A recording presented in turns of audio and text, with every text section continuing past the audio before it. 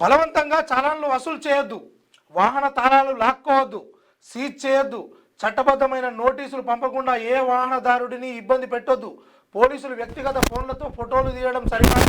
రాష్ట్ర ప్రభుత్వానికి హైకోర్టు ఆదేశాలు. పెండింగ్ చలాన్లు చెల్లించాలని వాహనదారులను బలవంతం చేయొద్దని ట్రాఫిక్ పోలీసులకు హైకోర్టు కీలక ఆదేశాలు జారీ చేసింది. వెహికల్స్ తాళాలు లాక్కోవడం, సీజ్ చేయడం సరికాదని తెలిపింది.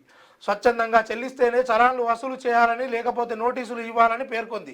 గత 3 ఏళ్లలో తన వాహనంపై పోలీసులు అక్రమ చలాన్లు వేశారని ఓ వ్యక్తి చేసిన రిట్ పిటిషన్పై విచారణ జరిపిన న్యాయస్థానం ఈ మేరకు ఆదేశాలు ఇచ్చింది.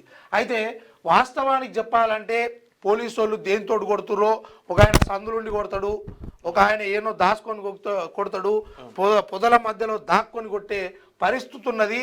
ఆయన ఫోన్లో కొడుతున్నాడా, ఇంటికి పోతుంటే కొడుతున్నాడా, ఏం చేస్తుండో ఎవరికి అర్థమైతలేదు.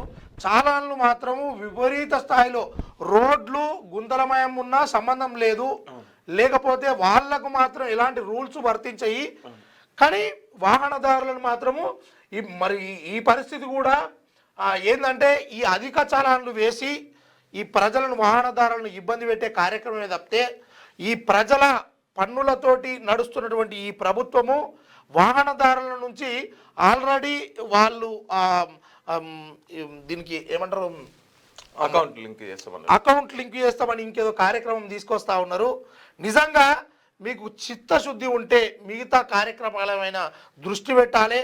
అంతేగాని ఇట్లా ఇప్పుడు వాహనం కొనకపోతే రాష్ట్రానికి ఎంత నష్టం అనేది చిన్న ఆలోచన చేసి మీరు ఇవన్నీ కార్యక్రమాలు ముందుకు తీసుకోవాలి. సరే, ఇప్పుడు పోలీసు వాళ్ళు చలాన కట్టకపోతే బండిని ఎట్లా లాక్కుంటారు, టైంకు రైతు బంద్ వేయకపోతే రైతుల వెహికల్ కూడా నాయకుల వెహికల్స్ కూడా అట్నే ఆపాలి కదా. మరి టైంకు చలాన్ని కట్టాలని తెలిసింది కానీ టైంకు రైతు బంద్ వేయాలని తెలుస్తలేదా? ఇవన్నీ ఎట్లా తెలుస్తాయి? దున్నపోతు మీద వర్షం పడ్డట్టు ఈ ప్రభుత్వంతో గట్లే ఉంటది.